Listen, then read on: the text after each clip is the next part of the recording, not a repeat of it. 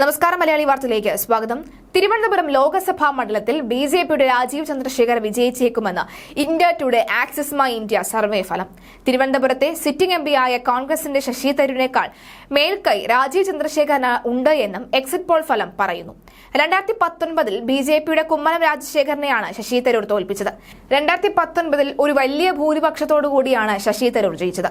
2014 ബിജെപിയുടെ ഒ രാജഗോപാലിനെയും ശശി തരൂർ തോൽപ്പിച്ചിരുന്നു. അന്ന് 19,470 വോട്ടുകൾക്ക് മാത്രമാണ് ശശി തരൂരിന് ജയിക്കാനായത്.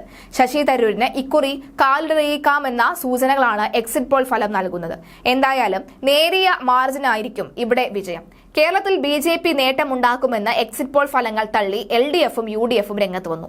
എന്നാൽ എക്സിറ്റ് പോൾ സർവേകളിൽ പറയുന്ന പോലെ മോദി അനുകൂല തരംഗം കേരളത്തിൽ ഉണ്ടാകുമെന്ന പ്രതീക്ഷയിലാണ് ബിജെപി സംസ്ഥാന നേതൃത്വം. ബിജെപിയുടെ അത്ഭുത മുന്നേറ്റമാണ് കേരള എക്സിറ്റ് പോളിന്റെ ഹൈലൈറ്റ്.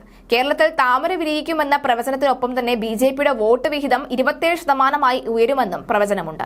ബിജെപിക്ക് 3 വരെ സീറ്റ് നേടാനാകുമെന്നാണ് ഭൂരിഭാഗം എക്സിറ്റ് പോളുകളും പ്രവചിക്കുന്നത്. LDFിനോടുള്ള വോട്ട് ശതമാനത്തിൽ 2% മാത്രമാണ് ബിജെപിക്ക് കുറവെന്നാണ് പ്രവചനം. 15% നിന്ന് 27%ലേക്കുള്ള ബിജെപിയുടെ കുതിച്ചുചാട്ടം രാഷ്ട്രീയ കേന്ദ്രങ്ങളെ അമ്പരപ്പിക്കുന്നതാണ്. മൊത്തം നമ്പറിൽ നേട്ടം പറയുന്നു എങ്കിലും ബിജെപി മുന്നേറ്റം പാടെ തള്ളുകയാണ് UDF.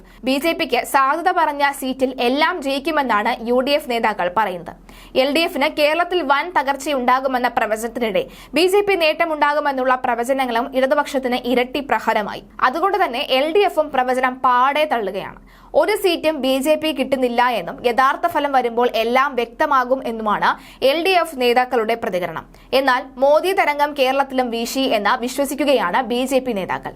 2 അക്ക സീറ്റ് എന്നൊക്കെ പറഞ്ഞെങ്കിലും 3 ആയിരുന്നു പോളിംഗിന് ശേഷമുള്ള പാർട്ടി കണക്ക്. അത് ശരിവെച്ചാണ് ഫലങ്ങളെന്നും കേരളത്തിലെ ബിജെപി നേതൃത്വം വ്യക്തമാക്കുന്നുണ്ട്.